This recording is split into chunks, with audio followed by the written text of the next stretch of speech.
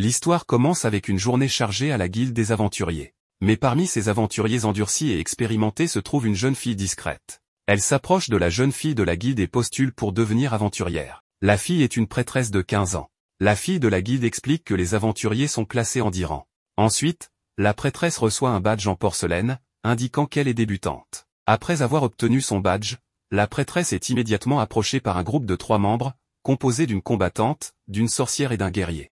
Ils lui demandent avec empressement de se joindre à eux dans leur quête urgente pour tuer les gobelins. Le chef du groupe prétend que ce sont les monstres les plus faibles. Bien que la prêtresse hésite à se joindre à eux, le guerrier la convainc en affichant sa confiance inébranlable qu'ils peuvent tuer ces créatures horribles. Après, ils s'aventurent et trouvent une grotte qui pourrait abriter les gobelins. La prêtresse reste sceptique quant à toute cette affaire, et elle demande à l'équipe si elle ne devrait pas se préparer d'abord, mais le guerrier ignore ses inquiétudes. Ils continuent leur route et dans sa nervosité, la prêtresse finit par marcher lentement pour prier, ce qui agace la sorcière et cela les fait prendre du retard par rapport au guerrier et à la combattant. Alors que la sorcière la réprimande, ils entendent un bruit venant de loin. Soudain, les gobelins surgissent de derrière et les attaquent. Avec son sort de flamme, la sorcière parvient à en tuer un, mais il y en a encore trop. Dépassée, elle est plaquée au sol par les créatures immondes, et avec son bâton cassé, la sorcière se fait poignarder dans l'estomac. Elle gémit de douleur tandis que la prêtresse crie d'horreur. Finalement, le guerrier et la combattante reviennent vers eux, avec le guerrier passant immédiatement à l'action. Il brandit son épée de manière imprudente et destructrice contre les gobelins, ordonnant à la prêtresse de soigner la sorcière. Mais malgré tous les efforts violents du guerrier, les gobelins l'assaillent en grand nombre, et ils le brutalisent devant les yeux de son groupe. Malgré sa terreur, la combattante se lève pour continuer le combat du guerrier. La combattante utilise les arts martiaux pour venir rapidement à bout des ennemis, mais alors qu'elle lance son coup de pied, un gobelin plus gros et plus fort attrape son pied puis la jette contre le mur. Tragiquement, la combattante subit un sort encore plus cruel, pendant que les gobelins se jettent tous sur elle. Elle ne peut que crier à la prêtresse de s'enfuir. La prêtresse s'enfuit en larmes avec la sorcière, mais elle trébuche et tombe. Un gobelin tire soudainement une flèche sur son épaule. Impuissante, la prêtresse s'éloigne du groupe et, avec la peur dans les yeux, elle ne peut que regarder les gobelins attaquer sauvagement la sorcière gravement blessée. Les autres commencent à encercler la prêtresse, qui s'est mouillée de peur, mais juste au moment où ils sont prêts à l'agresser, un homme vêtu d'une armure en métal se révèle soudainement.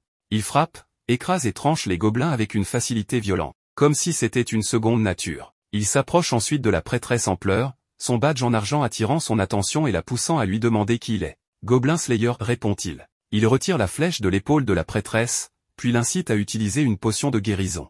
Bien qu'elle souffre, elle la refuse et demande qu'il la donne à la sorcière à la place. Malheureusement, le Gobelin Slayer déduit qu'il est trop tard car elle a été empoisonnée. Le Gobelin Slayer poignarde la sorcière, la tuant complètement. La prêtresse n'a d'autre choix que de boire la potion elle-même, et le Slayer lui demande si son groupe a rencontré un gros gobelin. Elle confirme cela, et il lui explique que la créature s'appelle un hobgoblin. Pendant que l'aventurier avance pour éliminer le reste des gobelins, la prêtresse insiste pour le suivre. Le Gobelin Slayer tranche l'estomac d'un gobelin déjà mort, laissant la prêtresse confuse et horrifiée. Il explique qu'ils doivent masquer leur odeur, avant d'entrer dans un tunnel. Il met en place un piège avec une corde et demande à la prêtresse de lancer sa lumière sacrée. La prêtresse entonne immédiatement son sort, émettant une lumière aveuglante qui entrave la vision des gobelins juste devant le tunnel. Le Gobelin Slayer en profite immédiatement et charge.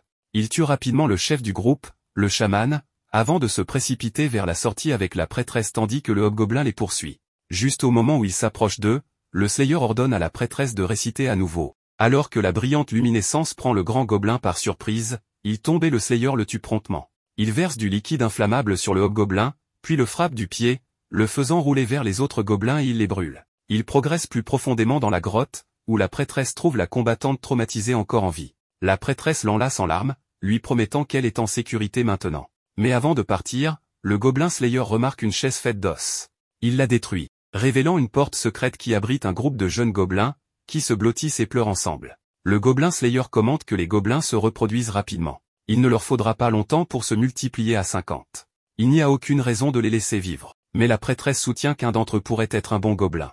Le Gobelin Slayer répond, avec son ton toujours invariable, il pourrait y avoir un bon gobelin si nous cherchions. Avec cela, il prononce une sentence de mort pour tous les jeunes gobelins. Quelques jours après, la prêtresse rejoint le Gobelin Slayer à la guilde pour une nouvelle mission. Un certain temps passe, et le Gobelin Slayer se repose dans une ferme modeste où vit une jeune femme rousse et son oncle. Tôt le matin, il vérifie s'il y a des empreintes de gobelins dans la région, car il se déplace la nuit, tandis que la rousse a une conversation amicale avec lui. Bien qu'il ne donne que des réponses d'un mot, il répond toujours à tout ce qu'elle dit. Après, Ils prennent ensemble le petit déjeuner avec l'oncle de son ami. Lorsque le Slayer part en ville, elle l'accompagne, tout en discutant des gobelins. Elle commente que cela doit être formidable d'avoir beaucoup de travail, mais le gobelin Slayer répond solennellement qu'il préférerait qu'il n'y ait pas du tout de gobelins. Pendant ce temps, à la guilde, un vieil homme frêle dépose désespérément une demande de quête. Des gobelins ont été à la chasse dans leur village, et il s'inquiète pour sa fille car elle est la seule femme là-bas. Il donne quelques pièces à la fille de la guilde. Celle-ci est dans une humeur sombre à cause de cela, et elle pense que les quêtes de gobelins paient mal, ce qui décourage les aventuriers expérimentés. Ensuite, le gobelin Slayer arrive, ce qui incite immédiatement les gens à commencer à parler de lui. Certains aventuriers commencent à voir à quel point il a l'air sale, tandis que d'autres le méprisent pour ne jamais avoir combattu quelque chose de plus gros qu'un gobelin.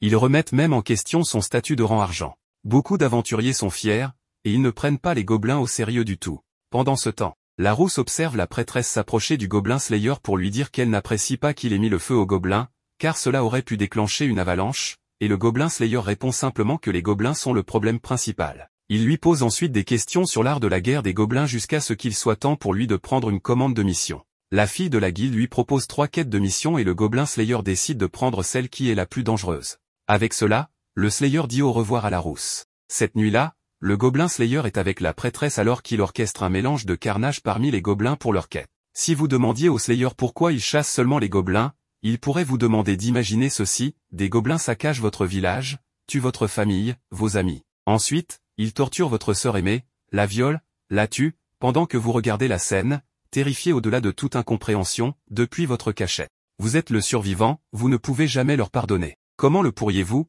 quand votre souffrance a déformé votre être au-delà de toute reconnaissance, vous a transformé en un autre cliché fatigué. Vous prenez des armes, faites tout ce que vous pouvez pour vous venger. Vous les tuez, encore et encore, comme ils vous ont tué. Mais vous ne vous arrêtez pas là.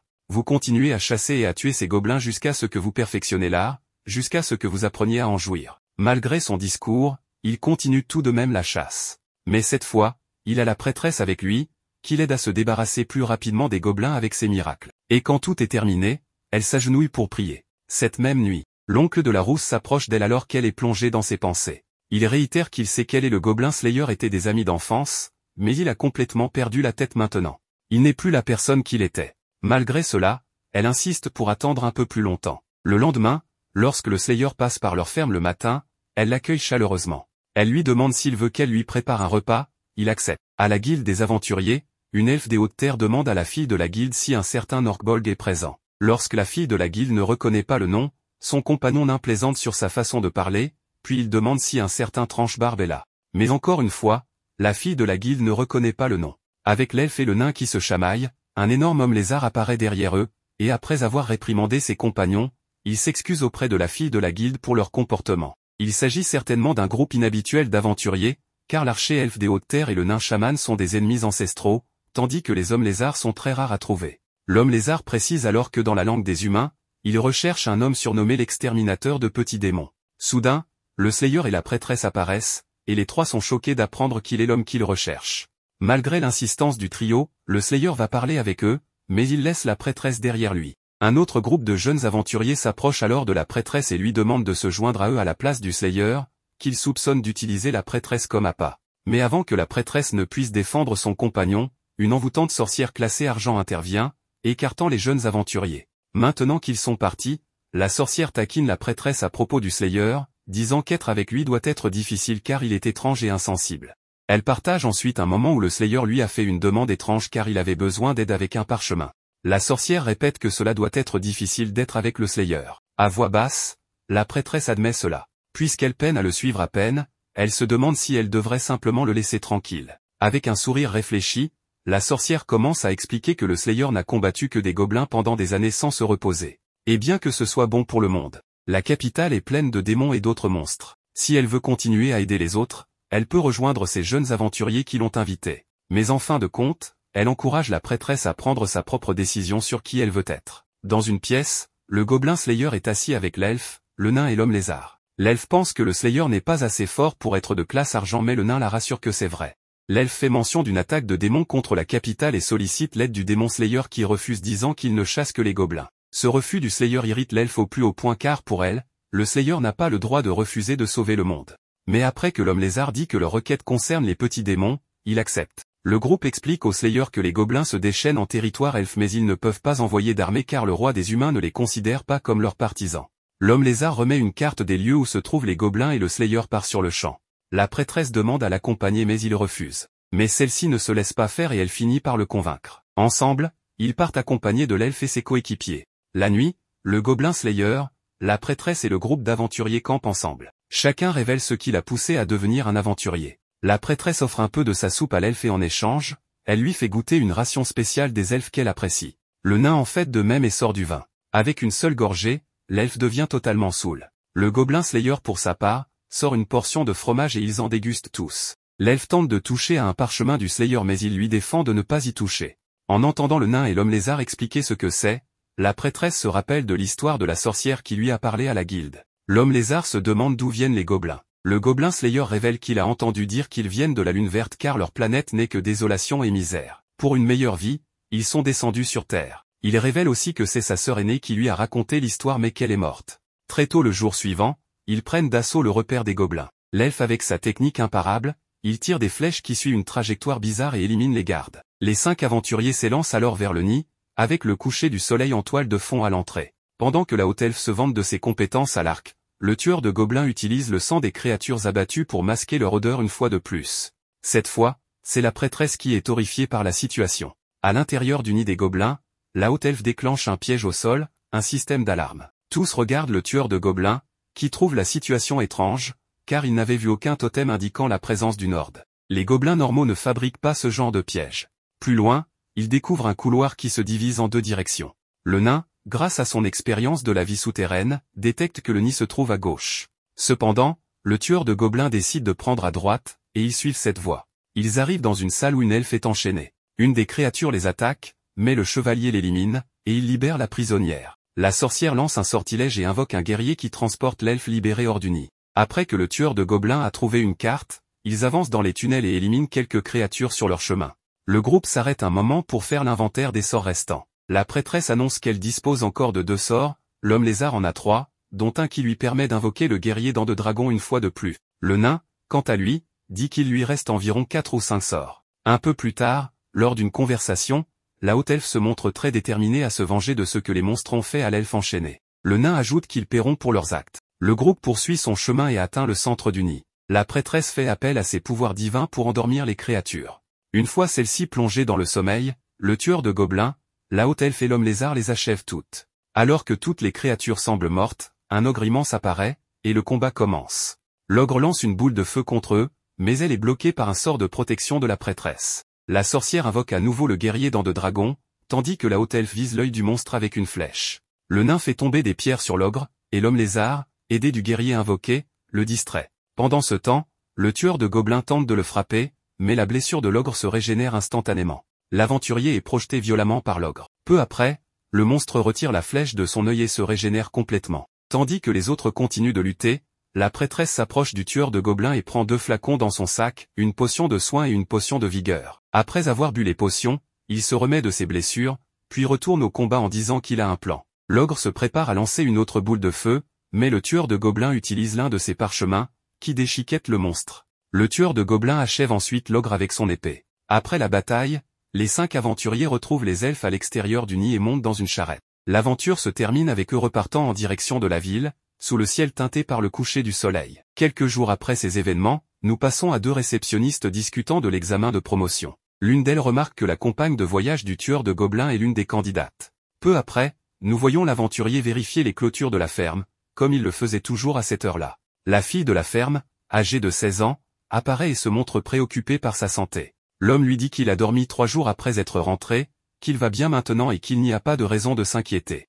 Nous voyons ensuite de jeunes aventuriers, dont un jeune homme combattant un rat géant dans les égouts, accompagné d'une jeune fille. Après un bref combat, le garçon plante son épée dans le monstre et l'achève, mais il échoue à retirer l'arme du corps de la créature. À ce moment-là, un autre rat géant surgit. La fille utilise sa magie pour l'abattre, puis explique au garçon qu'elle ne peut utiliser ce miracle qu'une fois par jour. D'autres créatures apparaissent alors, forçant les 2 jeunes à fuir. De retour à la guilde, une réceptionniste les informe qu'ayant échoué leur mission, ils recevront une récompense partielle. Après avoir pris un bain rapide, les jeunes aventuriers discutent de la manière de récupérer l'épée abandonnée dans les égouts, n'ayant pas assez d'argent pour en acheter une nouvelle. Il décide d'en emprunter une. Retour au tueur de gobelins, il aide la fille de la ferme pendant qu'elle effectue une livraison. La sorcière, la haute elfe et l'homme lézard apparaissent et le questionnent sur le fait qu'il ait dormi 3 jours, se demandant s'il devrait déjà être debout.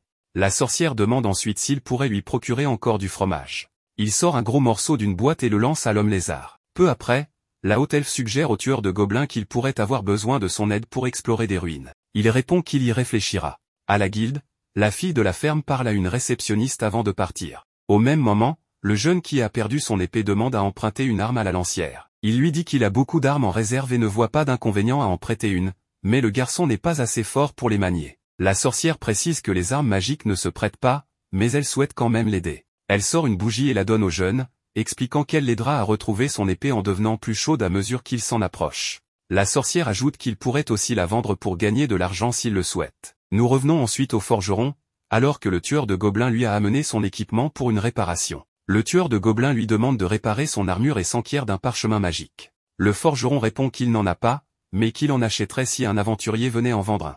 Le chevalier le remercie et s'en va. À la guilde, il croise la prêtresse qui lui annonce qu'elle a été promue. Elle le remercie pour son aide et pour l'avoir sauvé dans la caverne lors de sa première mission. Il sort en disant qu'il va au temple annoncer sa promotion. De retour au jeune qui a perdu son épée, il est assis avec sa compagne, cette fois avec 2 autres jeunes qui les accompagnaient. Ils observent 2 aventuriers de rang argent s'entraîner. Pendant leur conversation, ils ont l'idée d'aller à la guilde demander une bonne méthode pour éliminer les rats géants. Le garçon et la jeune sorcière s'y rendent et interrogent la réceptionniste sur la meilleure façon de se débarrasser des monstres. Elle répond que ce n'est pas une tâche facile et leur suggère de demander à un aventurier plus expérimenté. Il trouve le tueur de gobelins et lui demande comment il fait pour vaincre ses ennemis quand il perd son épée. Il répond qu'il vole une arme aux gobelins, mais les jeunes précisent qu'ils n'affrontent pas des gobelins et n'ont pas d'argent pour de nouvelles armes. Il leur conseille alors d'utiliser un gourdin. Quelques instants plus tard, alors que le tueur de gobelins quitte la guilde, une réceptionniste l'appelle et lui demande d'être observateur lors de l'examen de promotion. Plus tard, le jeune aventurier et sa compagne retournent dans les égouts, utilisant la bougie donnée par la sorcière pour se guider. Il tombe à nouveau sur les rats géants. Le garçon prend son courage à 2 mains, et se jette sur un des rats et le tabasse à mort. Pendant l'examen de promotion, la réceptionniste senior évalue le jeune, qui se montre très vantard. Elle le questionne sur le fait qu'il semble bien gagner sa vie, criant avec des lunettes scientifiques. Le garçon ment en disant que sa famille lui a envoyé de l'argent. Cependant, la prêtresse, présente dans la salle, déclare qu'il ment. Finalement, le jeune avoue qu'il a triché lors d'une mission. Il est alors banni et rétrogradé. Furieux, il envisage d'attaquer la réceptionniste, mais n'ose rien faire en présence du tueur de gobelins. De retour dans les égouts, les jeunes rencontrent à nouveau les créatures qui les avaient fait fuir la première fois. Ils s'engagent dans un couloir. Le garçon demande à la jeune sorcière d'utiliser son miracle. Elle jette la bougie sur les créatures, qui s'enflamment. Après que la jeune sorcière a utilisé son miracle, le garçon achève les monstres. Dans la scène suivante, la réceptionniste remercie le tueur de gobelins. Il dit qu'il n'a rien fait, et elle explique qu'elle finit toujours par affronter seule des situations difficiles comme des hommes qui la draguent ou des garçons trop audacieux, et qu'elle se sentait plus rassurée avec un observateur de confiance comme lui. Dans la salle, la prêtresse demande à la réceptionniste si elle a bien réussi du point de vue de la déesse. Elle répond que la justice ne consiste pas seulement à éliminer le mal, mais aussi à faire comprendre aux gens que le mal existe dans le monde. La réceptionniste approuve cette pensée et lui parle de la Vierge à l'épée, une aventurière qui a vaincu le roi démon et qui est une servante du Dieu suprême. Ensuite, elle demande à la prêtresse si le tueur de gobelins est un homme bien, car elle est amoureuse de lui. La prêtresse répond que oui. À l'extérieur, alors que le tueur de gobelins descend les escaliers, nous voyons une célébration dans le hall de la guilde pour le jeune qui a récupéré son épée. Peu après, l'aventurier retourne dans la salle où la réceptionniste senior et la prêtresse sont encore. Il dit qu'il va tuer des gobelins et montre une lettre contenant une requête spéciale adressée directement au tueur de gobelins.